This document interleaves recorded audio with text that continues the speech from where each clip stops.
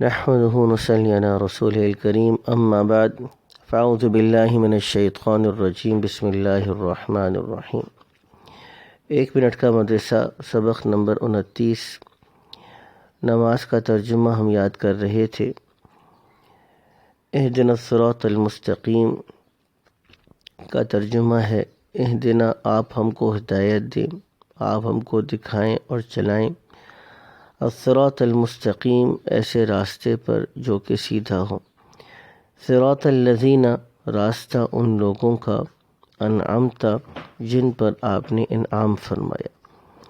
نماز کی سنتیں: سجدے میں جاتے ہوئے تکبیر کہنا یعنی اللہ اکبر کہنا، سجدہ میں پہلے دونوں گھٹنے زمین پر رکھنا، پھر دونوں ہاتھوں کو رکھنا، یعنی پہلے دونوں گھٹنوں کو رکھنا پھر دونوں ہاتھوں کو رکھنا۔ بڑے بڑے گناہ جو بغیر توبہ کے معاف نہیں ہوتے، اور ایک گناہ بھی اوپر سے نیچے گرا دینے یعنی جنت سے جہنم میں لے جانے کے لیے کافی ہے، مگر اللہ تعالیٰ جس پر فضل فرمائے۔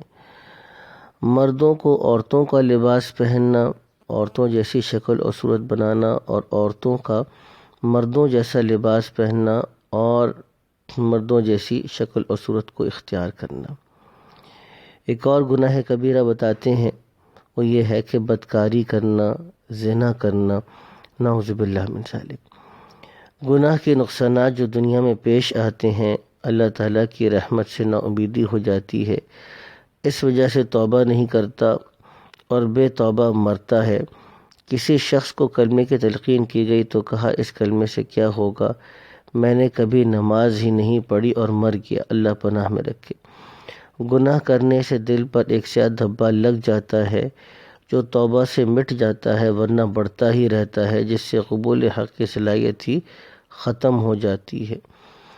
گناہ کرنے سے دنیا کی رغبت اور آخرت سے وحشت پیدا ہو جاتی ہے، جس سے دنیا فانی کے کاموں میں انہماک اور آخرت کے کاموں سے بیزاری ہو جاتی ہے۔